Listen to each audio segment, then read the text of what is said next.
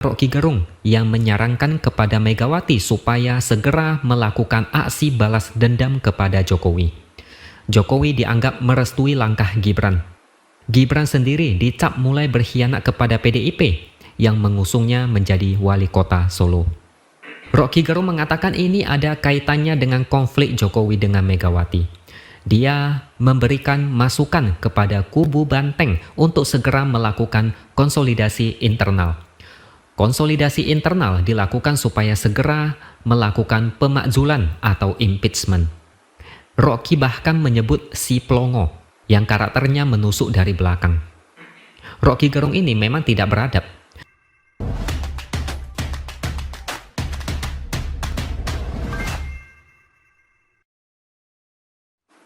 Halo, bertemu lagi dengan saya, X Hardy di Opini Seaword. Banyak yang makin penasaran, siapa sih capres yang didukung Jokowi? Apalagi barusan Jokowi memberikan restu kepada anaknya Gibran untuk menjadi cawapres. Dan juga Prabowo sudah resmi mengusung Gibran sebagai cawapres. Sebenarnya narasi retaknya hubungan antara Jokowi dan PDIP sudah digaungkan sejak dulu. Sekarang narasi ini makin dikobarkan dengan api yang lebih besar, dengan siraman bensin yang lebih banyak.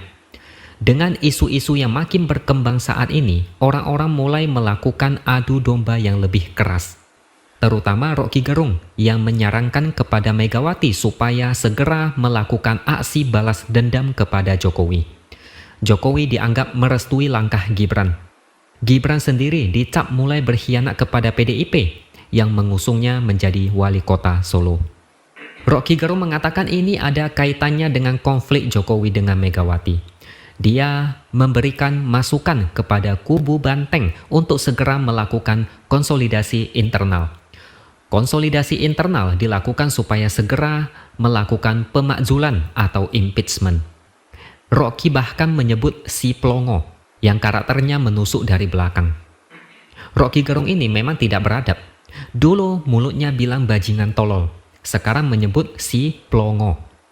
Dia bahkan terkesan memprovokasi PDIP supaya melakukan itu, mumpung masih ada waktu untuk mempermalukan harga diri Jokowi. Intinya dia itu berharap supaya PDIP segera memecat Jokowi dan Gibran dari keanggotaan PDIP, karena mulai kelihatan melenceng. Itulah kenapa saya selalu bilang Rocky Gerung ini bukan komentator politik yang baik. Gayanya mirip preman yang bicara asal-asalan dengan bahasa yang lebay supaya jadi kontroversi dan namanya makin dikenal. Banyak yang heran kenapa orang ini dianggap cerdas dan pernah jadi akademisi. Saya pun bingung. PDIP tidak akan sebodoh itu memecat Jokowi dan Gibran. Saat ini arah angin berubah kencang dan menguntungkan PDIP. Kalau PDIP benar-benar memecat mereka, ini bisa menjadi blunder. Pendukung Gibran atau pendukung yang masih setia dengan Jokowi akan teriak dijolimi. Mereka pasti akan menuduh PDIP arogan dan baperan. Ini bisa digunakan sebagai senjata politik untuk menggalang simpati, seperti yang dilakukan SBY dulu pada saat Pilpres 2004. Tapi kalau PDIP membiarkan saja, itu malah lebih bagus. Jokowi atau Gibran mau ngapain, PDIP saat ini tidak terlalu peduli lagi. Apalagi Gibran yang nafsunya sudah kelewat batas, tidak akan bisa dihentikan hanya lewat kata-kata mutiara, apalagi nasihat bijak.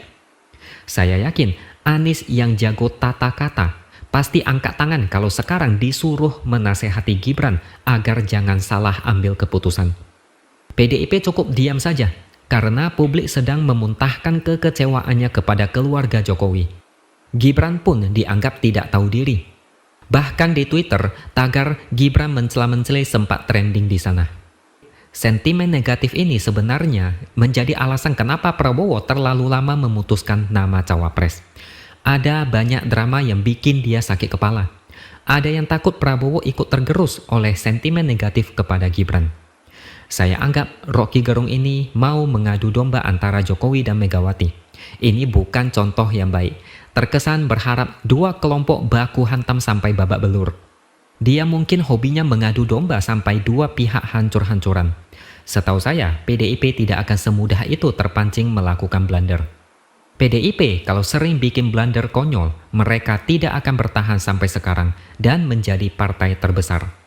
Saya kalau ngomong begini pasti dikira kader PDIP atau buzzer PDIP. Padahal kita bicara realitas dan logika. PDIP kalau terpancing emosi dan menendang Jokowi atau Gibran, yang rugi ya PDIP sendiri. Lebih realistis, diam saja, fokus ke pemenangan Ganjar Mahfud. Biarkan rakyat yang menilai Jokowi atau Gibran.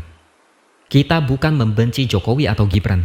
Kita hanya miris dengan politik sekarang ini. Aturan ditabrak dan konstitusi seolah dilecehkan demi memuaskan ambisi politik satu orang. Itu yang kita lawan. Justru kita mengkritik supaya mereka sadar. Jangan sampai ini jadi bumerang dan dimanfaatkan pihak lain untuk membuat keributan. Belum lagi misalnya, katakanlah ada sengketa hasil Pilpres. Prabowo Gibran misalnya kalah dengan selisih tipis. Lalu mereka menggugat ke MK. Masalahnya, Ketua MK adalah paman Gibran. Ketua MK sudah pernah memuluskan jalan Gibran. Apakah itu menjamin dia tidak akan memuluskan kemenangan Gibran? Yakin dia akan netral?